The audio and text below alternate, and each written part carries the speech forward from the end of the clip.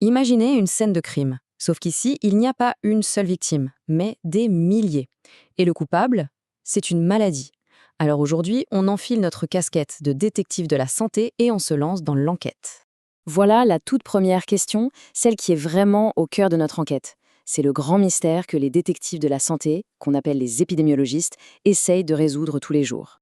L'épidémiologie, c'est un peu notre police scientifique. La grosse différence, c'est qu'elle ne se concentre pas sur un seul patient, mais sur des groupes entiers, des populations. L'idée, c'est de repérer des motifs, des tendances, des choses qui sont totalement invisibles à l'œil nu quand on regarde juste un cas isolé. C'est exactement ça. Chaque épidémie, chaque flambée de cas pour une maladie, c'est une nouvelle scène de crime. Et les épidémiologistes, eh bien, ils sont sur le coup, à la recherche du moindre indice pour démasquer le coupable. Alors, par où est-ce qu'on commence quand on est un détective de la santé? Comme dans n'importe quelle enquête, on commence par les faits. La toute première étape, c'est de mesurer l'étendue du problème sur le terrain. Oui, avant même de penser à traquer un suspect, notre détective doit répondre à une question cruciale. Est-ce que c'est un incident isolé ou est-ce qu'on est face à quelque chose de bien plus vaste? Et pour le savoir, il faut des outils de mesure bien précis. Le premier outil, c'est ce qu'on appelle la prévalence. C'est simple. Imaginez qu'on prend une photo de toute une population, à un instant T. La prévalence, elle nous dit juste, sur cette photo, combien de personnes sont malades. C'est une mesure statique, un simple point de départ. Et voilà comment on la calcule. C'est tout bête. P pour la prévalence. C'est le nombre de malades, M, divisé par le nombre total de personnes dans la population, N. C'est le premier indice, mais il est crucial pour comprendre l'ampleur du phénomène. Une photo, c'est bien, mais ça ne nous dit rien du mouvement. Est-ce que la maladie se propage tout doucement ou est-ce qu'on est en train d'assister à une véritable explosion de cas? Il nous faut une mesure de la vitesse. Et cet outil-là, c'est le taux d'incidence. Pensez-y comme un compteur de vitesse pour la maladie. Il mesure le rythme de production des nouveaux cas. Là, on ne regarde plus une simple photo, on regarde un film qui nous révèle toute la dynamique de la maladie.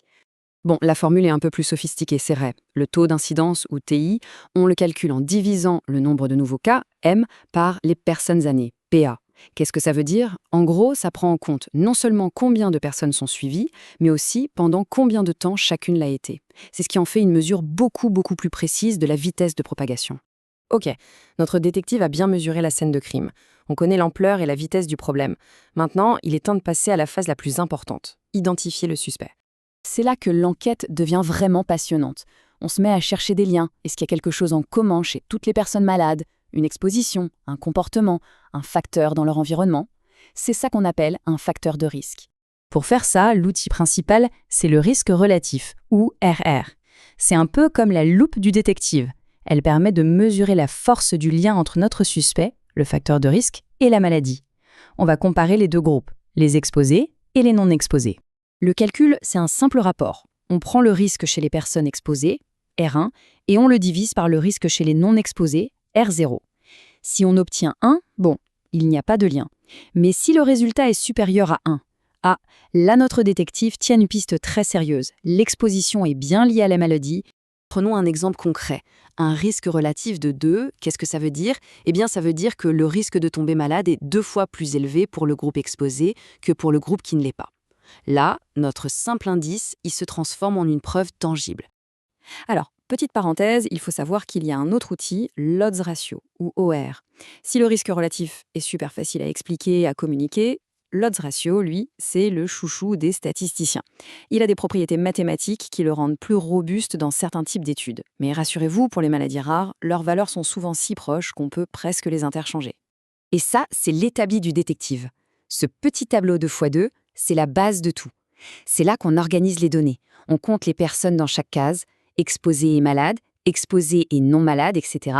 C'est à partir de ces 4 petites cases qu'on calcule tout le reste. Bien, on a identifié un suspect, on a mesuré la force du lien. Mais l'enquête n'est pas encore finie. Il faut maintenant comprendre l'impact réel de ce facteur de risque sur l'ensemble de la population. Voilà la question qui compte vraiment pour la santé publique. Autrement dit, si on arrivait à éliminer ce facteur de risque, combien de cas de maladie est-ce qu'on pourrait éviter? C'est ça, la notion de risque attribuable. Et l'outil pour ça, c'est la fraction étiologique, ou FE. Et attention, la perspective ici change complètement. Elle ne s'intéresse qu'aux personnes exposées. La question devient, pour ce groupe spécifique, quelle part de la maladie est directement causée par le facteur de risque? Et voilà la formule magique, celle qui permet de passer de la statistique à l'action. Elle transforme notre risque relatif en une donnée ultra concrète pour la prévention. Elle nous donne un chiffre tangible pour guider les décisions de santé publique. Alors, le verdict final? C'est là que tout prend son sens. Avec un risque relatif de seulement 2, ce qui peut sembler assez modeste, la fraction étiologique, elle, atteint 50%. Ça veut dire que si on parvenait à éliminer ce seul facteur de risque, on pourrait empêcher la moitié des cas de maladie au sein du groupe exposé. C'est énorme.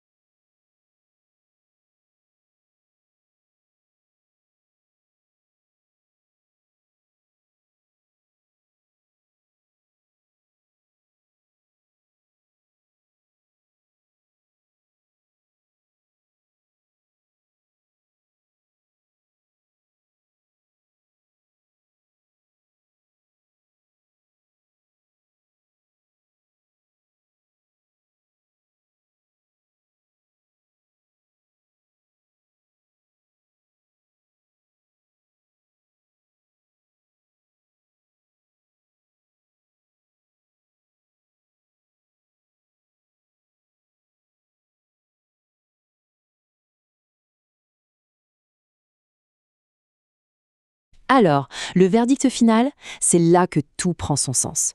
Avec un risque rogatif de seulement 2, ce qui peut sembler assez modeste, la fraction étiologique, elle, atteint 50%. Ça veut dire que si on parvenait à éliminer ce seul facteur de risque, on pourrait empêcher la moitié des cas de maladie au sein du groupe exposé. C'est énorme. L'enquête est terminée, on a identifié le coupable, mesuré les dégâts, on a les preuves. La grande question qui reste maintenant, c'est qu'est-ce qu'on fait de tout ça? Comment on transforme cette connaissance scientifique en action pour protéger concrètement la santé de tout le monde? Ça, c'est le prochain chapitre de l'histoire.